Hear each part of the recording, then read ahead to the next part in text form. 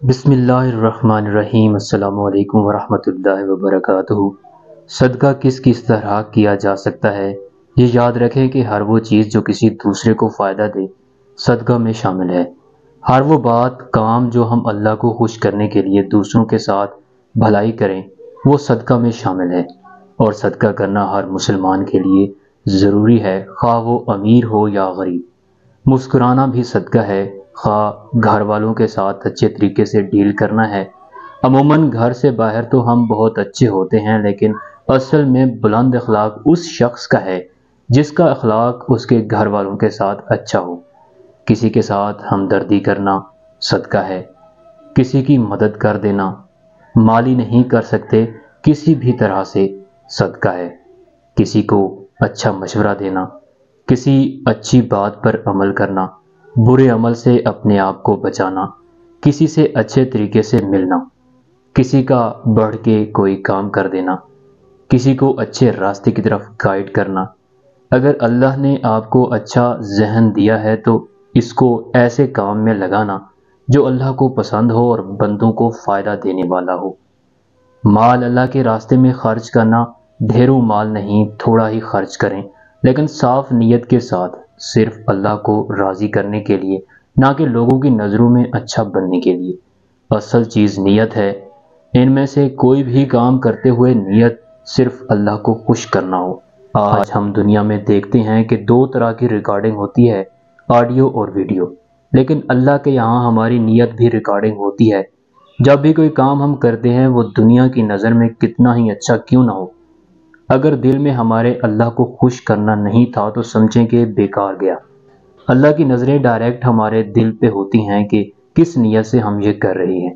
اگر لوگوں میں اچھا بننے کے لیے لاکھوں بھی خرچ کر لیں تو وہ اللہ کے یہاں قبول نہیں، لیکن اللہ کی خوشی کے لیے تھوڑا بھی خرچ کریں تو وہ لاکھوں سے بڑھ کر ہوگا، اور اللہ اس کی قدر بھی کرتے ہیں۔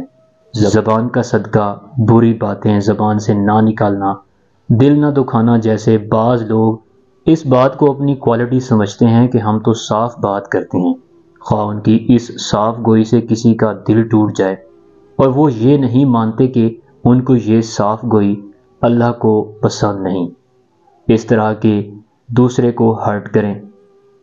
اسی طرح نیکی کی تلقین کرنا، گناہ سے روکنا، تکلیف دہ چیزوں کو ہٹانا، اندھے کی رہنمائی، اونچا سننے والے کو اونچا سنانا، یہ سب باتیں بھی صدقہ میں شامل ہیں۔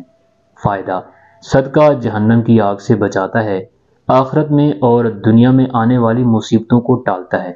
ان باتوں پر غور کیجیے گا اور آج صدقہ ضرور کیجیے گا، صرف اللہ کی خوشی کے لیے، کیونکہ جانا اسی کے پاس ہے، آج نہیں تو کل۔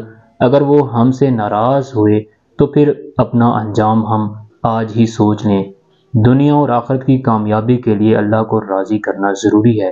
ارشاد باری تعالیٰ ہے، تم مجھ پہ خرچ کرو میں تم پہ خرچ کروں گا، لیکن اس کے لیے شرط ہے کہ مال حلال ہو اور دل کی خوشی سے دیا جائے، اور دینے کے بعد احسان نہ جتایا جائے، اور لوگوں سے شکریہ کی توقع بھی نہ رکھی جائے، کیونکہ اللہ کی خاطر خرچ کرنے کا مطلب ہی یہ ہے کہ انعام کی توقع بھی اسی سے ہو۔ عموماً ہمارا رویہ کیا ہوتا ہے کہ اگر غلطی سے کسی کی مدد کر بھی دی تو جب تک اس کو جگہ جگہ بیان نہ کر دیں ہماری تسلی نہیں ہوتی، پھر تو وہ اچھا کام ہم نے لوگوں کی خوشی کے لیے کیا، تبھی تو ان کو بتایا جاتا ہے۔ یاد رکھیں، نیکی صرف وہ ہوتی ہے جو خالص اللہ کی خوشی کے لیے کی جائے، جس میں کوئی دکھاوا نہ ہو۔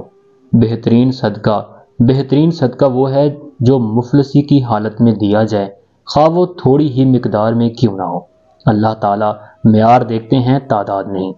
آزما لیجئے اس بات کو، جب آپ کے حالات تنگ ہوں تو آپ اللہ کے راستے میں صدقہ کریں، آپ کو اس کا ریٹرن بہت زیادہ ملے گا، کیونکہ اللہ کا وعدہ ہے اپنے بندے سے کہ تم میرے لیے خرچ کرو میں تمہیں بڑھا چڑھا کر دوں گا۔ سب سے بہترین خرچ اللہ کے دین کے راستے میں ہے، یہ اللہ کو بہت پسند ہے۔ مثلاً کیسے کہ آپ کسی کو کوئی اچھی بک یا کیسٹ گفٹ کر سکتے ہیں، یا کسی ایسی جگہ مال لگا سکتے ہیں جہاں اللہ کے دین کا کام ہو رہا ہو۔ اللہ تعالی ہمیں نیک عمل کرنے کی توفیق عطا فرمائے، آمین۔